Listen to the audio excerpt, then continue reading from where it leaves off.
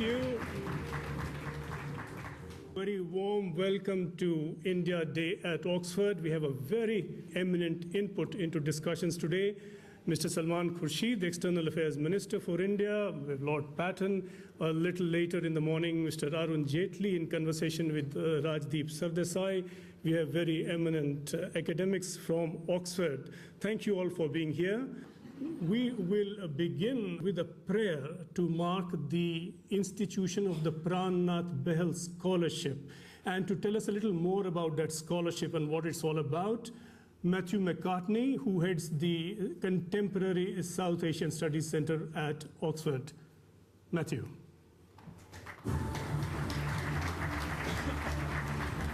Oxford has, as we'll probably find out, a deep historical engagement with India. But unfortunately, history and sentiment and even academic excellence don't pay bills. The parents among you will probably realise or have noticed how expensive it is to be a student. Oxford University has a big aspiration: to give places to choose students on the basis of ability, not financial means. The university have made a lot of progress in recent years, but there is a lot more to do. This is why the Pran Nath Bahal Memorial Scholarship is so important, and why our heartfelt thanks go to our very generous donor, Mr. Raghav Baal. The scholarship gives full university fees and generous living expenses for a student. I mean, a lot of these living expenses obviously have to go on warm clothes, given the climate, but it enables a student of exceptional academic merit to come and take the Masters in Contemporary India at Oxford. It is an enormous pleasure, somebody working in admissions, to be able to just on this one occasion select a student purely on the basis of ability, to ignore that bit of the application where the student lists their financial means.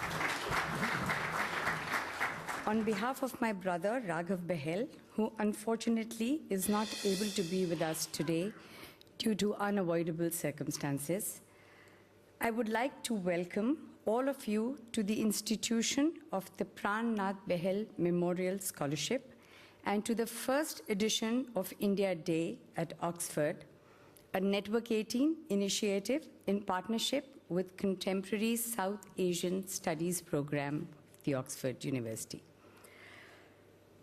It is a proud moment for me to be representing my family at this most special day. The one person I am missing the most is my brother Raghav, as I know how hard he has worked for making this a reality.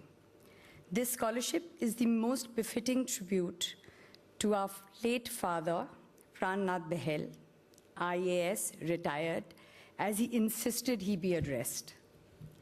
Both Raghav and I have received several of life's values and lessons from him. And perhaps the most valuable lesson was the importance he laid on being educated. He often told us that a good education is the only tool that can empower us to charter the course of our destiny and that of our family for generations to come. May I please invite onto the stage Mr. Khurshid, Lord Patten, and Senthil Chengalavarian, who is the executive editor of the business section of Network 18.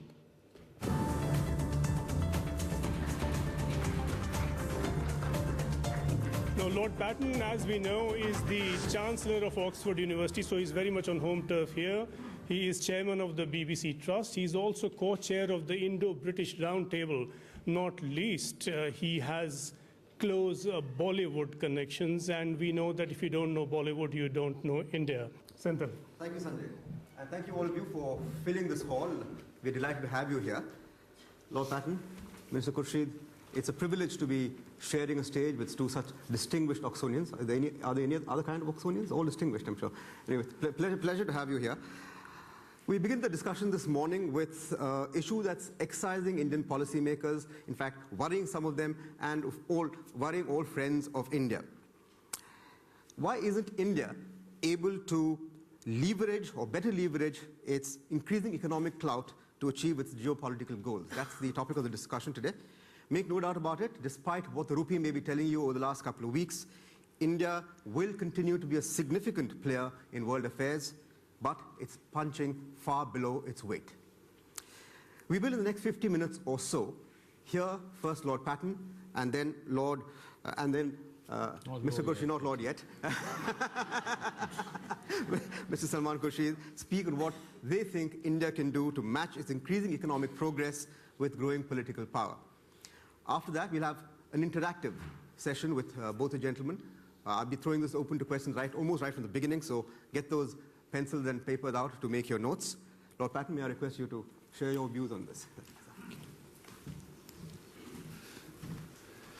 I want to congratulate all those who are responsible for this very important India Day, and in particular to express our gratitude for this scholarship, which I'm sure will strengthen the relationship between India and the United Kingdom, as well as being an enormous support for India studies.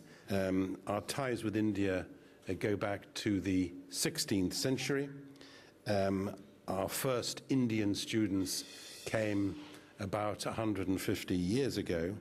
One of the jewels in our crown is the Oxford University Press, whose India branch was established over a century ago. And last year our Vice-Chancellor was in India to celebrate that century. We have 336 Indian students at Oxford today, over 100 more than when I first became Chancellor of the university, though in my judgment still not enough. It is for me slightly counterintuitive that we have twice as many Chinese students as Indians, and that is something which I would like to see us address even more vigorously, not because I'm against having Chinese students here, but because we want to scour the world for the best students, and therefore we want more Indian students. The question I was asked to address, my examination: can India match its increasing economic progress with growing political power? It is, I guess, one of the most fashionable questions to ask these days. People point out that Europe, particularly Britain and Germany, dominated the 19th century with the United States, very largely because the European population in the 19th century increased from a fifth of the world's to a quarter of the world's, but it also had a good deal to do with the Industrial Revolution and free trade. The 20th century was largely dominated by America. Europe fought two civil wars. America has been the world's greatest power for 130 years or so, partly because throughout that period it's been responsible for between 20 and 30% of the world's GDP. Now people point out that the economic rise of Asia in general, and India and China in particular, is completely turning upside down many of the assumptions we made about geopolitics and global power until the last few years. And up to a point, I think that is true. I don't think it's any longer possible for the transatlantic community to dominate the global agenda as it did in the past. I think it's impossible to solve any big international question without the involvement of India and China and Brazil and one or two others. And that's partly a reflection of demography. If I was having my time over again, I think I'd become a demographer. Angus Maddison, the greatest Western economic historian of the last 50 years, pointed out that until 1820, 50% of the world's GDP was represented by India and China. China about 33% and India about 17%. And with India and China, as it were, rejoining the global economy from the 1980s onwards, that demographic strength is bound to assert itself. And we know as well that that demographic strength is going to be increasingly a factor in India's hugely significant development, since the Indian population will be larger than China's by the 2040s, and certainly will be younger and more active. I've pointed out from time to time that by the 2040s, the largest population in the world will be India. The second largest population group in the world will be Chinese pensioners, which is a significant factor. China is aging very fast. India still has a young and very active workforce. And of course, India has in the last few years been growing at 8+%. It's given India a great deal of economic clout, so will that be turned into political clout? Well, that's the point at which I find myself shifting slightly nervously from foot to foot. I'm a great Arsenal supporter. If you ask me to make a speech saying whether I think Arsenal will win the Premiership next year, I get into some difficulty, because there is a stretch from honesty to loyalty and hope. And I find myself slightly in the same position when asked to address this question today. And I hope you will excuse occasional candor which does not in any way detract from my admiration for India. A couple of years ago, in a lecture here, Ramachandra Guha, the great Indian historian and not least historian of cricket, argued, which is also my own view, that India is incomparably the most interesting country in the world. He argued that India is a splendid nation, a super democracy, and a super country. But he rather doubted whether, despite its size and chaotic, often argumentative brilliance, India was going to become a superpower. The other thing that I would like to say in conclusion is that I think that you should be aware of one very substantial difference between India and China in international politics. And that is Joe Nye's favorite concept of soft power. However enormously important China's economic rise has been, China does not offer the world a model of how to govern itself. Chinese soft power is, to put it mildly, pretty limited. India's soft power, on the other hand, is very considerable. You've demonstrated how a secular democracy, under the rule of law, can hold together a country of huge diversity, with so many different ethnicities and languages and levels of development. It is an extraordinary achievement. And I think it gives you ethically an extraordinarily strong position internationally, and one which I'm surprised you don't make more of. I think India is a great nation. It's going to be the largest nation in the world. I think it's the most interesting nation in the world. But I think it's a pretty old-fashioned concept to argue whether it will be a superpower. I think it will be, as I said earlier, a super country and a super democracy, which is a bit different.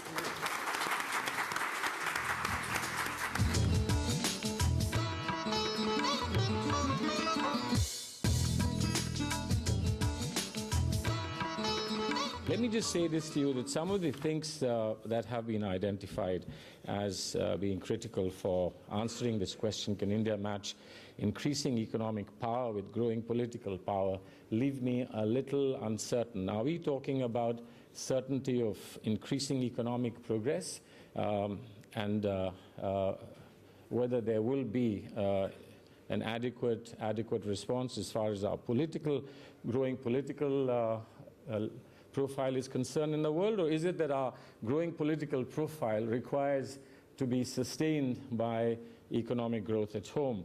Now, the fact that we have economic growth at home is undoubted, despite the 5% slowdown in down to 5% slowdown in the growth rate.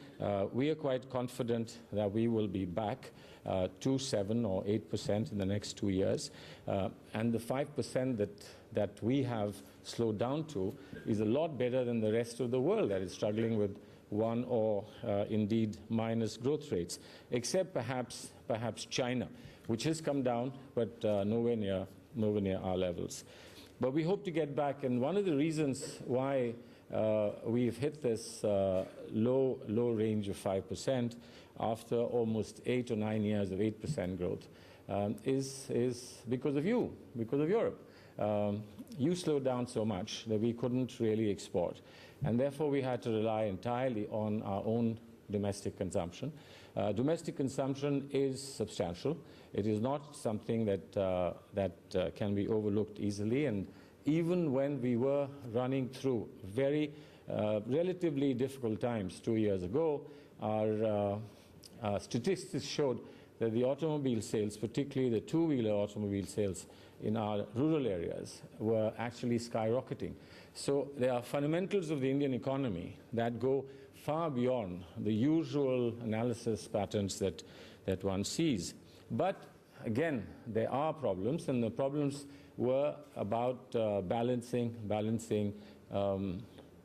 money supply, ensuring that there wasn't runaway inflation, and at the same time not to retard growth to an extent that would itself become a problem. And one of the reasons why we are still at 5%, frankly, is because very consciously, after 2 years of letting loose money supply to ensure that we overcame the recessionary period, we've had to now cut back with interest rates, etc., causing a major slack as far as manufacturing sector is concerned.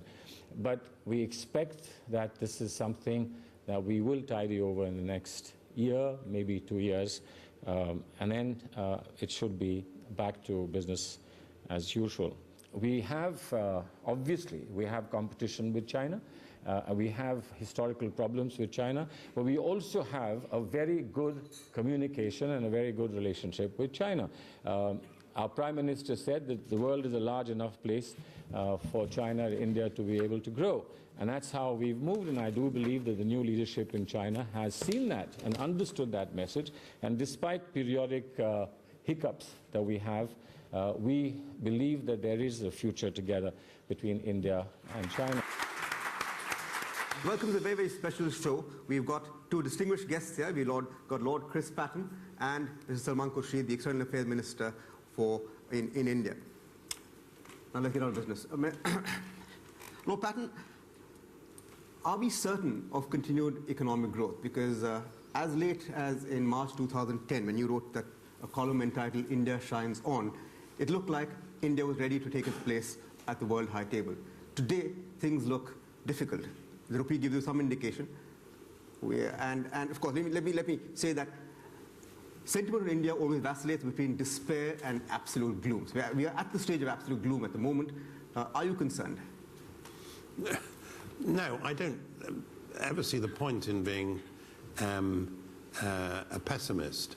And I certainly don't think there's very much to be said for being pessimistic about the future of 1.25 billion people, which is rather a large slice of humanity. I don't think that economic prediction is a science as exact as, say, weather forecasting. And we know how exact that is.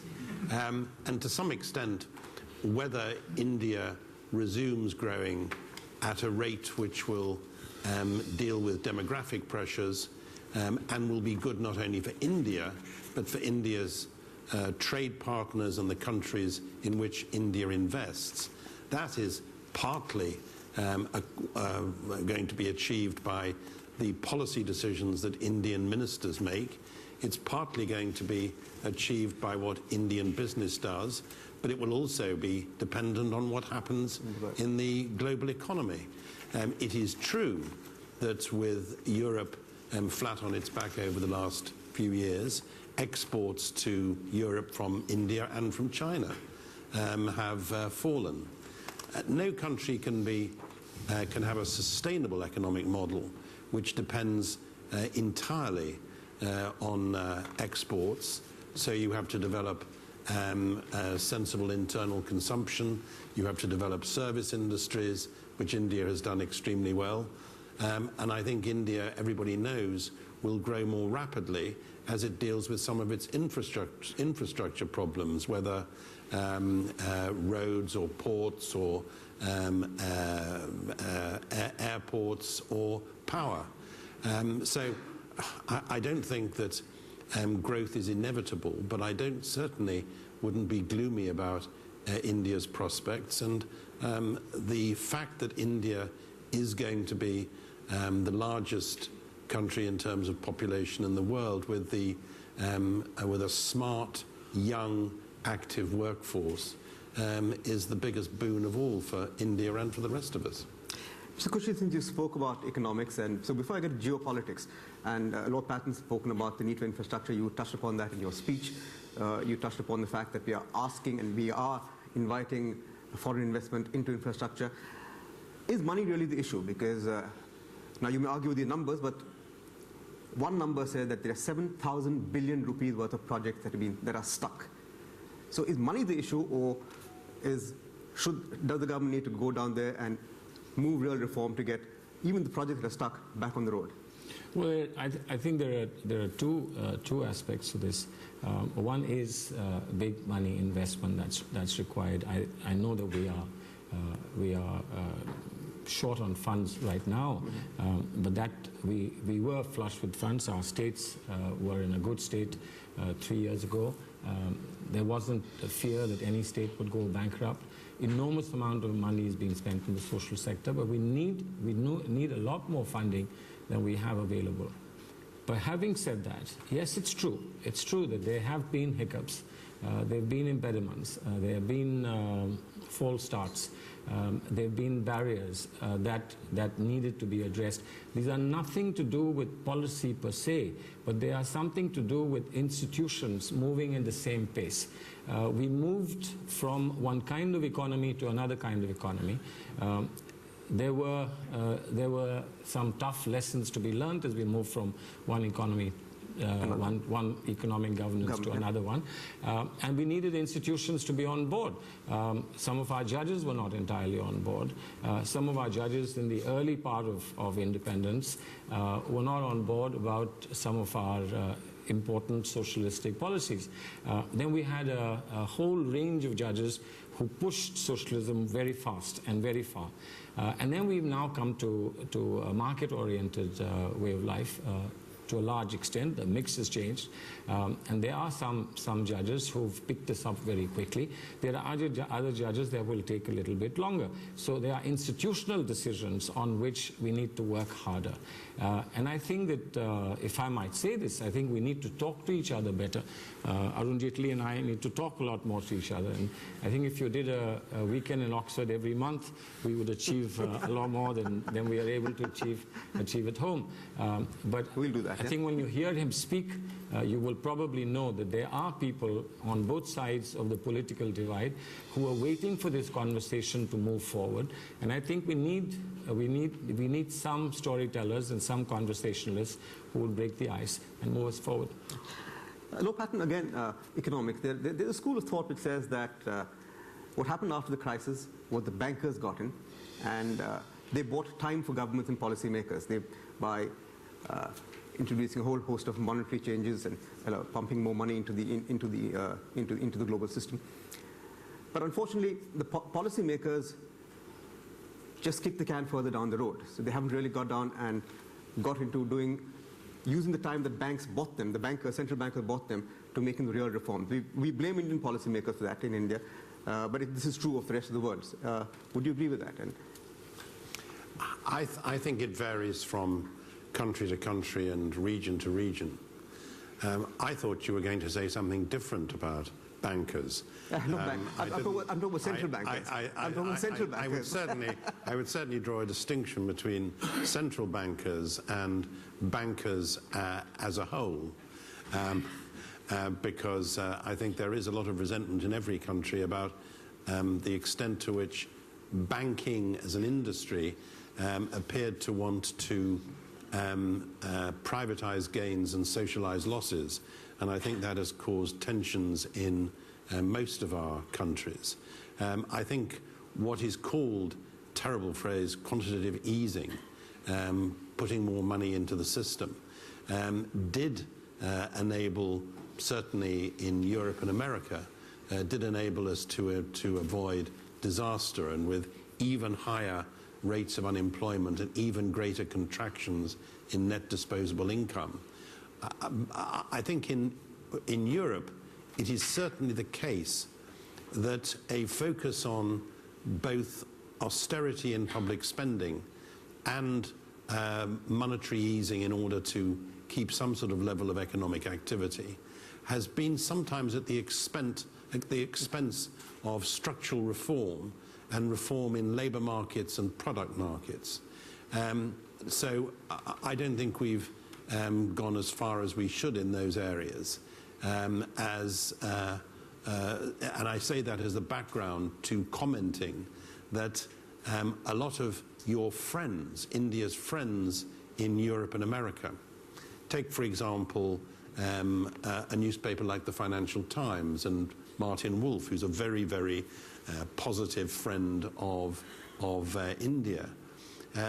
I think he would express surprise that there was a period for a couple of years when what was the most economically literate government in the world, that is India's, didn't seem to be pushing a reform agenda as much as India's friends thought it should have been. Now, you can raise that criticism, as I said, about European governments as well, but it would be dishonest not to note that it's something which has been said about a particular period of what seemed to be political stasis in India.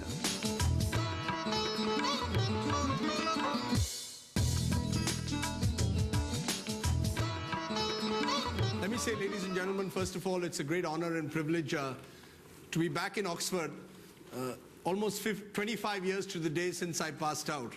And it was a great joy this morning walking around and seeing some young potential lawyers in sub-fuss going to exams. The joy of 25 years later not having to think of exams and jurisprudence can lift all of us at every time. It is, as I said, a privilege to be in Oxford. It's a privilege to have the leader of the opposition, Arun Jaitley, with me. What we're going to address is an issue which I again believe is central to the India story, which is our parliamentary democracy. And is Indian parliamentary democracy in some kind of a crisis?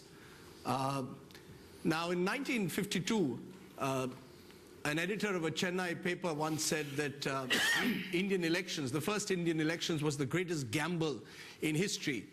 Sir Winston Churchill, a short while before that, had predicted doom for the Indian democratic experiment. Obviously, Churchill didn't go to the right college and the right university, which is one reason why he got it so terribly wrong.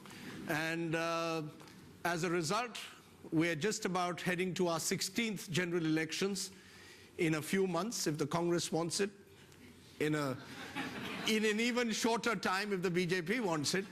But either way, we are heading to an election sometime in the next 12 months, and more Indians will certainly vote than ever before. So the image will be of a parliamentary democracy which is robust and certainly going to survive.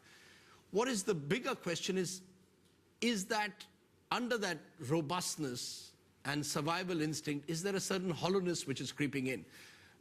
2 or 3 facts which perhaps suggest that at the end of the day today, increasingly money power determines if you can get into public life. An average Indian MP today spends anything above £2 million on an election. And to get elected, that's about 15 to 20 crores. More and more of our politicians, particularly the younger politicians, are, dare I say, dynasts, sons and daughters of politicians. And are we a parliamentary democracy or a dynastic democracy? is a question that will often be raised. And there is a serious question about whether Parliament functions its primary role of legislation anymore, or do Arun Jaitley and Salman Khurshid only exchange pleasantries in Oxford, and once they are back in Parliament, they are back to being pugilists with each other, and we are in a permanent gridlock, with the result that we've got more than 100 legislations that are pending in Parliament, and virtually every session of Parliament sees repeated disruptions. These are some of the issues that we need to confront, and who better than one of India's best parliamentarians and one of India's most eminent lawyers and now leader of the opposition in the Rajya Sabha, Mr. Arun Jaitley.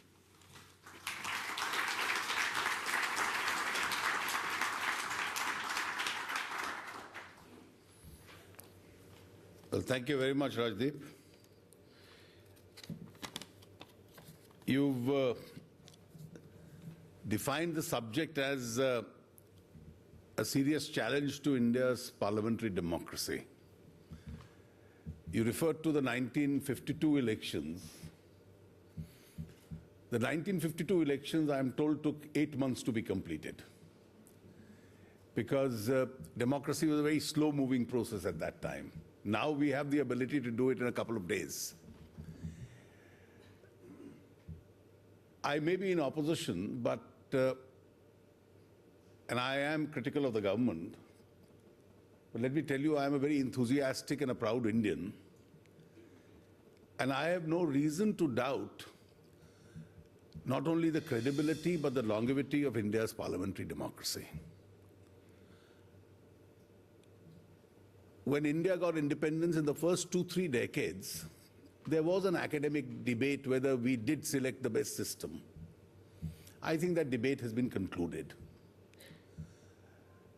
The principal agenda and the concern in the first 2 or 3 decades after independence was sovereignty, unity, whether the country will be sustained together, how do we fight poverty. Of late, there's been a gradual shift. Different kinds of aspirations have built up. I think the concerns of unity, sovereignty are long over. Federalism is a big concern. Regional aspirations is a big concern, and that's the evolving agenda. And that's why there are many like me, and I think that's an overwhelmingly large number of Indians who do believe that despite all the problems we have in India, and we are a country of several problems, new ones will come up, parliamentary democracy perhaps is not only the best, but the only suitable system for the Indian setup. India is like a puzzle. You have different kinds of people. When I meet people from across the border in Pakistan, my food habits and my personal food habits and language is closer to them than perhaps somebody living in the east or in the south of India. But then I have a better connectivity with people in my own country, because despite all these divergences, tribes, communities, religions, regions, languages, Parliament today has become a forum where different political groups, different aspirational groups now find a mode of getting into the decision-making process of Parliament. I'll open it up to the audience in just a moment. Just a couple of points. Mr. Jaitley, you concluded by saying that we must all move together to resolve these problems. Just a fact. In the last Lok Sabha session, the budget session, 51% of the time of our parliament was lost because of disruptions and adjournments and walkouts. I mean, the general impression is, as a result, was that MPs come to parliament, shout and go home. Is there a complete breakdown in relations between the government and the opposition? I know they call it gridlock in the West, but this seems something even worse, because this seems a complete lack of faith between the government and the opposition on a daily basis, which is affecting parliamentary democracy. Why is it happening, and do you have a solution to it? You see, this whole issue of parliamentary obstructionism, I have not the least hesitation in saying that I'm personally uncomfortable about it. But then to get rid of this parliamentary obstructionism, you need to have certain level of fairness in the communication of the government and the actions of the government. Now, once that fairness is lacking, the parliamentary system itself gets threatened. Now, 2 sessions of parliament in the last 4 or 5 years have been completely washed out because of obstructionism. The first, if you remember, was the winter session of 2010, when the 2G telecom scam, the spectrum scam came out. We expected the government to act. Now, I can tell you, it was unfortunate that the session was lost. But as a result of that obstructionism, you had the CBI jumping into action, you had the minister being arrested, you had the concerned people being arrested, you then had the Joint Parliamentary Committee being instituted, and then you had the Supreme Court jumping into action and then saying all these licenses are cancelled. Now, but for that kind of a protest, now these are mostly actions which the government could have initiated on its own on day one. The government did it after the session was lost. The last session was lost. Why was the last session lost? Because you had one minister in the midst of an appointment scandal. You had another minister who was trying to get the CBI report on the coal scam doctored. Now the opposition wanted them to go. The government allowed the whole session to be wasted, and the day the session concluded, they allowed them to go the next day. Now, if the government had been fair in both these cases, I think a lot of work could have been done. And the food bill, rather than this debate of ordinance or special session, perhaps could have been passed a month and a half ago. But you do admit that you sometimes feel frustrated in Parliament. Now, personally speaking, I would prefer a debate. But then, when you are pushed into a situation where there is a stalemate, I think the answer to the stalemate is not merely to ask the opposition, why do you do it? I think if the government had a little foresight and had taken these actions on day 1 or day 3, rather than 10 days after the parliament session, perhaps we could have saved a lot of time. Do you believe that we have, over the years, Mr. Jaitley, you've been in public life for more than 3 decades, today become more corrupt than we were as a society compared to 3 decades ago? Because that's essentially broadly where young India is coming from. You see, unfortunately, I had thought that when delicensing took place in the early 90s, and that was an argument which a lot of people made, that you don't need a government now and therefore you can do business independent of government. So you'll have much lesser corruption. Unfortunately, what appears to have happened is there's much lesser corruption in the licensing wings because you don't require them. But then it spread. Areas like real estate, areas like state control of mining, areas, alcohol. Now, all these are areas, natural resources allocation. I think we need to put our heads in order so that these areas, human discretions are completely eliminated in these areas. We are run by rules rather than by men. And unless we are able to reach that, the big corruption which is still residuary is in these areas.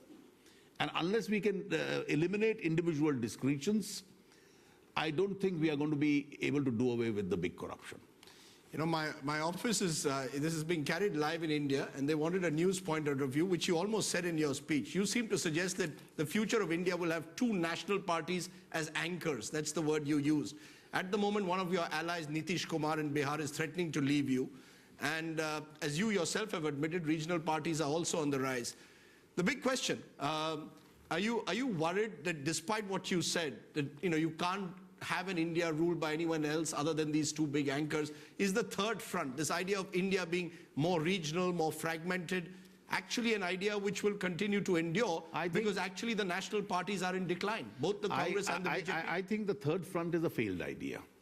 The third front has been experimented at least 3 or 4 times in India. It hasn't lasted beyond a few months. India can hardly afford an instability of that kind. Secondly, you can't have a national government where the anchor of the coalition doesn't have more than 20 or 25 seats. Then you have contradictions. You can't have Trinamool Congress and the left on the same side. You can't have DMK and ADMK on the same side. You can't have SP and BSP on the same side. So the third front will lead to the fourth front, and it will probably lead to the fifth front. And then they'll end up splitting the votes of the AAP party. So that's probably these fronts are going to be. Is that a message to Nitish Kumar that your future lies in the BJP? It's an answer to your question, and the answer to your question is The answer to your question is that the anchor of a coalition has to be a national political party with 150 to 200 seats. Only then India can have a stable coalition. The third front is a failed idea. Now, as far as the message you want me to give, from your news point as you defined it, well, I think Bihar underwent a terrible situation for almost 15 years. The last 7-8 years, I think things have improved. And therefore, it's in everybody's interest, including the interest of the state, that you keep the political and the social alliance which has been able to deliver intact. And if we are not able to keep it intact, I only hope Bihar doesn't have a price to pay for it. That's the closest I can come. But let me just push my luck one more time, because you said something else also in your speech which I found interesting.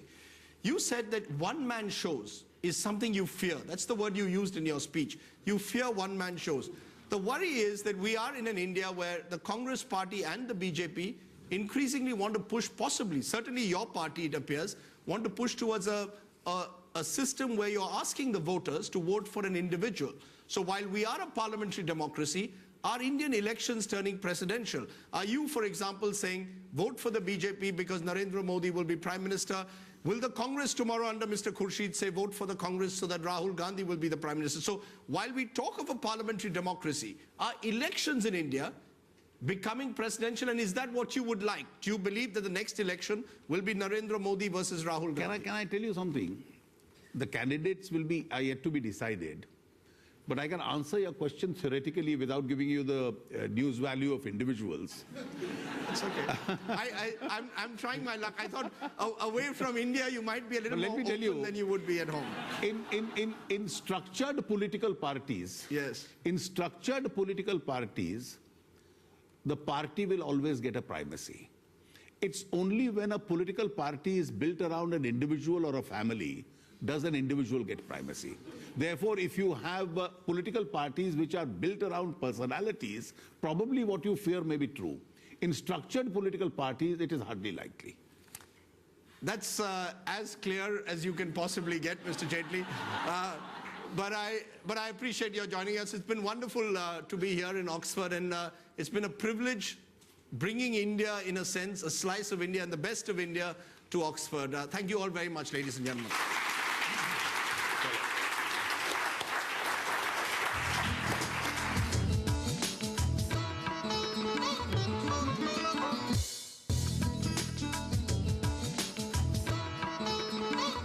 It's a pleasure to be here today. Thank you to everybody who made this event possible, and thank you to you all for being here.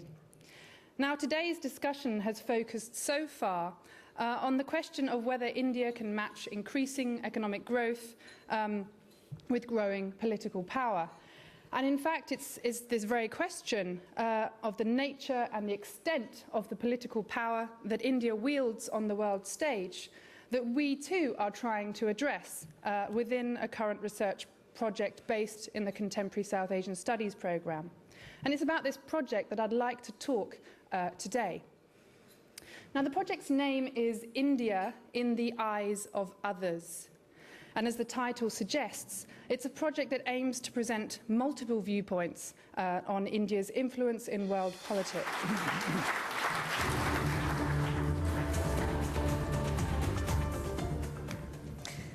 Good afternoon, and thank you to all the organisers of this event today.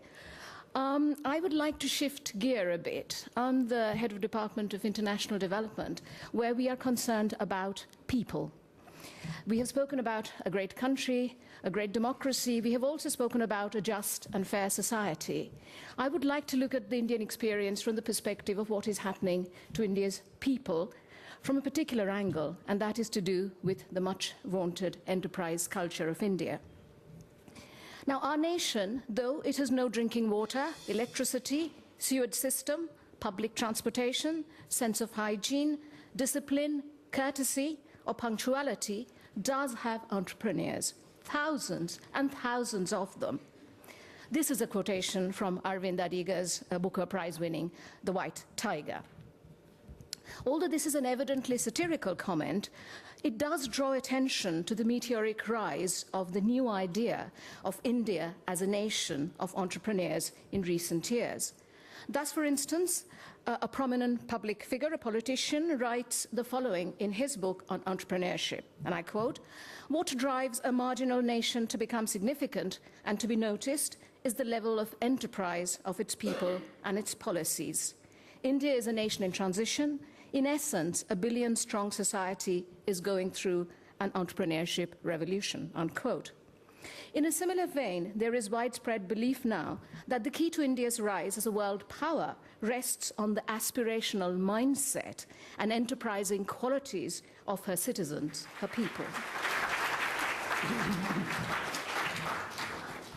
The last word for the day to Sanjay Pugalia. He is the leader of CNBC Awaaz, the most watched business channel in India. Sanjay.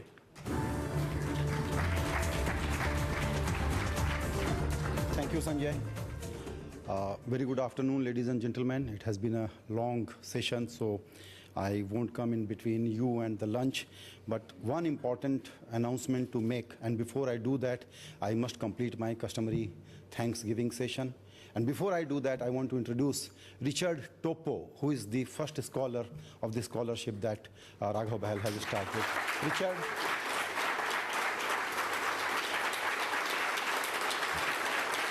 This is a very special, heartwarming day for me, because I belong to the same state as he does, that is Jharkhand, India's one of the most backward tribal state.